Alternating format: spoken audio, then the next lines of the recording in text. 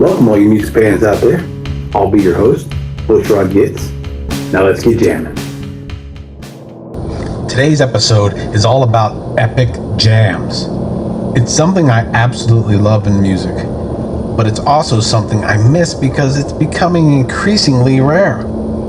Personally, I believe most bands today are just too lazy to write something epic. They take the quick, easy approach just to get something out that the algorithm will push. But before I go off on that tangent, let me explain exactly what I mean by an epic jam, because I know everyone out there probably has a different opinion. Some people think it simply means a long song or a weird experimental noise that goes on forever. Others might think it means a big stadium anthem with choirs, explosions, and fireworks. Maybe even an orchestra pit. But for me, an epic jam is about way more than length or production value. It's not about genre, it's about impact. I'm talking about the kind of tracks that pull you in, hold you there, and don't let go until they're done with you. It has to take you somewhere entirely different. It changes moods, builds tension, sketches out, and gets hypnotic. Some of them are emotional, some are heavy, some are strange, theatrical, or just completely unhinged and dangerous. But all of them share one thing in common. They feel like a journey. And when that journey is over, you kinda have to sit there for a second, recollect yourself, and think, whoa, did that just happen? You know the feeling. Once you start, you don't really come out the same way you went in. Now I know, there are a million songs that could fit this idea. Believe me, I could probably make a dozen episodes on this subject alone. And I'm sure some of you are already thinking of your own favorites right now. But for today, I wanted a mix of emotional chaos, psychedelic spirals, underground heaviness, and a few surprises that might make you say, wait, that counts as an epic jam? Oh yeah, I guess it does. It's a tune that feels like a journey. It builds, changes moods, stretches out, or takes you somewhere emotionally or musically that a regular 3-minute song just can't. We're gonna start deep, get heavy, drift through some strange places, and eventually end somewhere massive. These are my first picks for today, chosen because they really affected me and took me somewhere the very first time I heard them. Now, no need to delay or depart any further. Let's get right into it. I thought we'd start with one of the wildest and most explosive guitar journeys ever captured on tape. Machine Gun by Jimi Hendrix.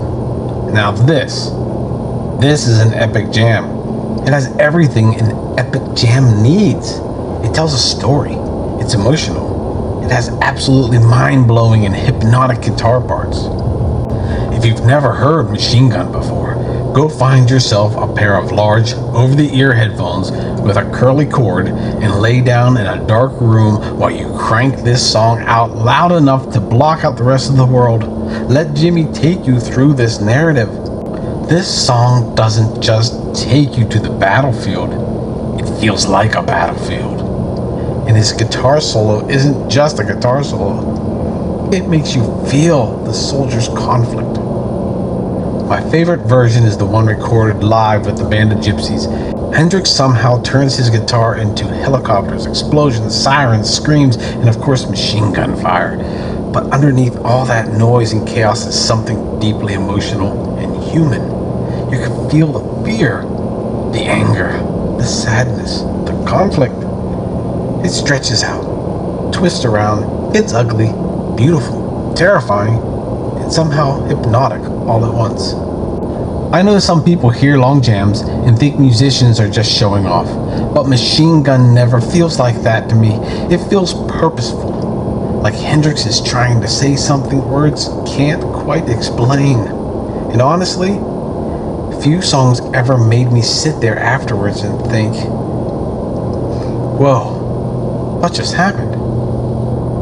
When you get a few, Give it a listen and tell me how it made you feel. Now, after something as explosive and chaotic as Machine Gun, I'm going to go in a different direction entirely.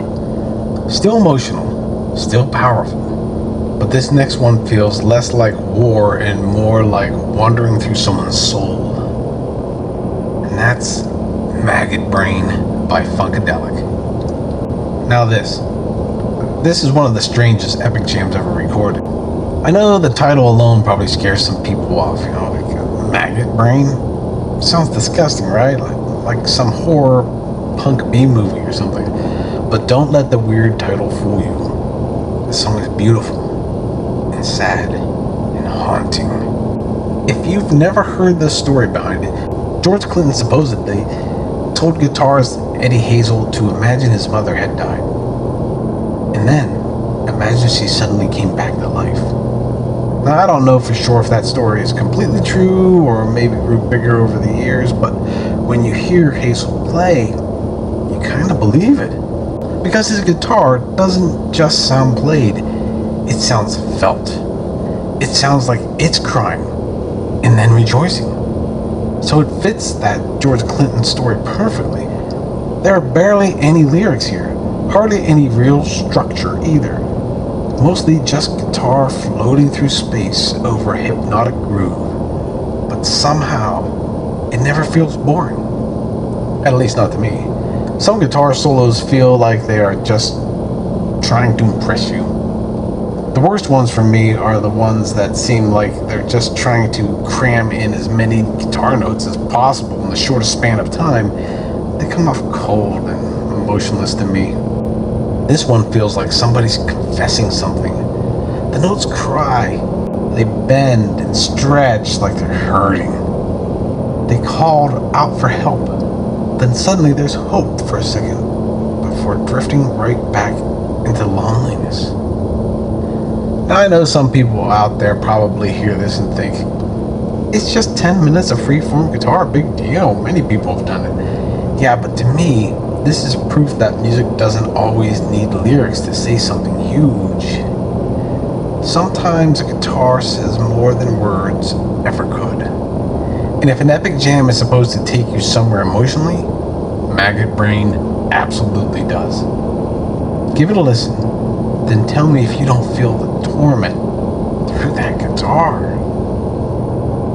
Now, after floating through that emotional space, I want to get a little dirtier, heavier, and maybe introduce some of you to a tune that I honestly think deserves way more attention. Cherry Red by the Groundhogs. Now this one feels like a hidden treasure to me.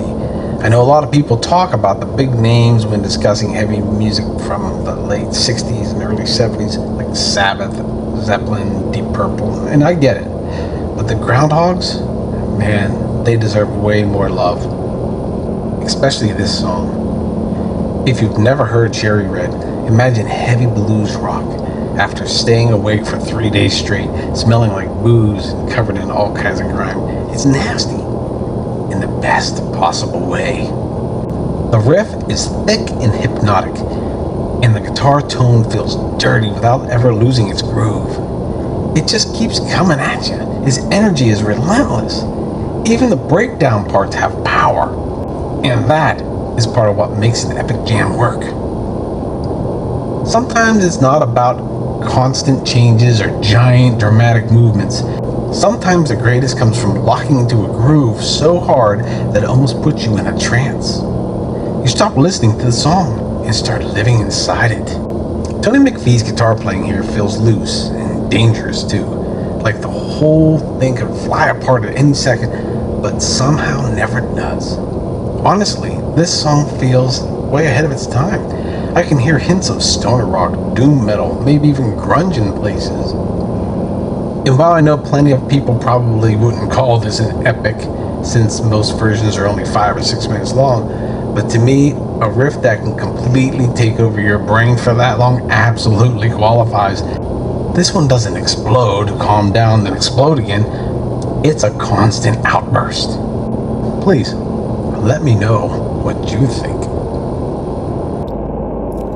So next, I had to choose between the two Big Doors epics for this episode, and in the end got the nod. That song feels like stepping into some strange midnight ritual. We'll save when the music's over for another day. The Doors might be the king of epic jams, and this song is at the top of the list for me. The End is an epic journey, and I mean journey. At over 11 minutes long, The End doesn't just play, it unfolds slowly, patiently, almost like it's pulling you somewhere you're not entirely sure you want to go. The first time I heard this song, I honestly didn't quite know what to make of it. It felt mysterious, dark, almost uncomfortable at times. But that is exactly why it works. This isn't the kind of tune you throw out at a backyard cookout. It feels like a late night song, headphones on, lights low, mind wandering. Jim Morris sounds less like a singer here and more like some strange storyteller guiding you through a dream, or like a nightmare. And musically, the Doors knew exactly when to hold back and when to let things breathe. That is something I think a lot of bands forget. Sometimes space is just as important as noise. The guitar creeps in and out with these haunting little phrases. The organ sort of drifts underneath everything like fog, and the drums never overplay. Everybody seems completely locked into the mood. And few songs ever created a mood or an atmosphere quite like this one. It feels dangerous, unpredictable, like anything could happen next. And maybe that is part of what makes an epic jam truly epic. You stop checking how long the song is. You stop waiting for the chorus. You just go wherever the music takes you. And The End definitely takes you somewhere strange. I know you've heard it. So tell me what your thoughts were the first time. Now, after something as massive and emotional as The End, I want to pull things in a bit of a different direction.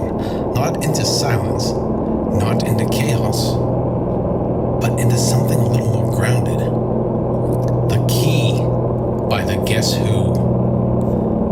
Now, I feel like this one doesn't always get mentioned when people talk about epic or experimental music from this era, and honestly, that's part of why I like it, because it kind of sneaks up on you. The Guess Who are usually remembered for the radio hits, but when they stretch out like this, they get into a totally different space. The Key has this loose, drifting quality that feels like it's half song, half jam session.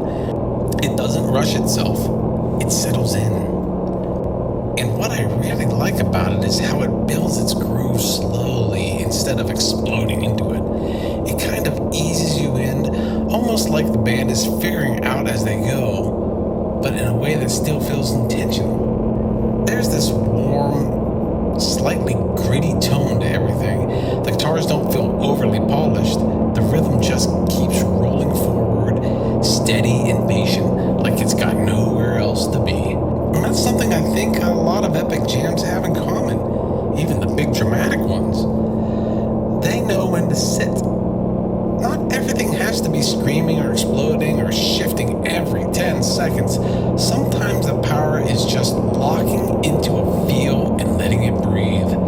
The Key sits in that space for me. It's not the loudest track in this lineup. It's not the most complex. But it has this hypnotic patience to it that makes you stop expecting anything and just go with it. And when you go with it, the Key takes you somewhere, brings you on a side journey, then brings you back. It's the kind of trip that most people don't expect. If you haven't already, definitely give this one its due time. After settling into that groove with the Key, I want to take a turn into a weirder place. Melvin Laid an Egg by Blood Rock. Now, I already know what some of you were thinking just from that title alone. Yeah, you're not wrong to be suspicious. This one is one of those songs that feel like it's wandering in from another room or maybe another movie entirely. It's strange, it's theatrical, but it has such killer riffs. There's this almost spoken word storytelling vibe that makes you feel like you're being told something you probably shouldn't be hearing. But what makes it even more unsettling is how calm it can sound while describing something so bizarre. That contrast is what really gets under your skin. Because instead of exploding or building like other epic jams in this episode, this one kind of unfolds like a story you didn't ask to be part of. Then it makes you think, hey, he's got a really good point here. But it forced you to pay attention in order to figure that out. And in a lineup full of emotional guitar solos, psychedelic journeys, operatic explosions, heavy grooves, this is the moment where everything tilts sideways for a minute. And honestly, that kind of curveball is exactly what makes this epic jam feel so genuine. Even though the first time you'll probably wonder, what did I just listen to? But check it out and let me know in the comments. Now after that weird little detour with Melvin laid an egg, I think it's time to start pulling things back together. Because we've gone through emotion, chaos, structure, groove, even straight up weirdness. Now it's time to go heavy. Really heavy. Jerusalem by Sleep. Now this is what I call a descent into something massive. If early in this episode we had emotional guitar journeys, psychedelic breakdowns, theatrical operas, and strange storytelling moments, this is the opposite of all that movement. This is weight. Pure, crushing weight. Jerusalem doesn't feel like it's in a hurry to go anywhere. It feels like it's been sitting in the same place for 1,000 years and it's perfectly fine with staying there for 1,000 more. The riff is slow, but it's not lazy. It's deliberate, like a giant machine churning and grinding in slow motion, and that's what makes it feel so powerful. Because instead of constantly changing or surprising you, it locks you into this deep, hypnotic repetition that just gets heavier the longer it goes on. You stop waiting for a change. You just accept the weight of it all. And honestly, that's a different kind of epic. It's somehow physical, like sound can almost feel pressing down on you. You feel so relaxed that at times you have to remember to come up for air. At other moments, you wonder how much longer it can possibly go on. When the end does arrive, some 52 minutes later, you feel a little disappointed that it's over. And sometimes I immediately go back to the camel for another stroll through the desert. And I don't know about you, but I kind of dig that. If you haven't checked them out yet, definitely do and let me know. Now, if you made it this far through the episode, I just want to say thank you for hanging out with me through all of these different kinds of epic jams. From emotional solos to psychedelic journeys to operatic chaos to straight up heaviness. That's what makes music so great. It doesn't have one definition, one direction. It has 1,000. And I'd love to hear what your idea of an epic jam is. So drop your thoughts, your disagreements, your deep cuts. I want to hear it all. I'd like to thank all you listeners for tuning in today. If you enjoyed the show, please subscribe. And I'll see you next time on Soundtrack Hacks.